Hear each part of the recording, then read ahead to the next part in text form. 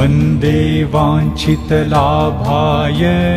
चन्द्रार्धकृतशेखरां वृषारूढां शूलधरां शैलपुत्रीं यशस्विनीं वन्दे वाञ्छितलाभाय चन्द्रार्धकृतशेखरां वृषारूढां शूलधरां शैलपुत्रीं यशस्विनीं वन्दे वाञ्छितलाभाय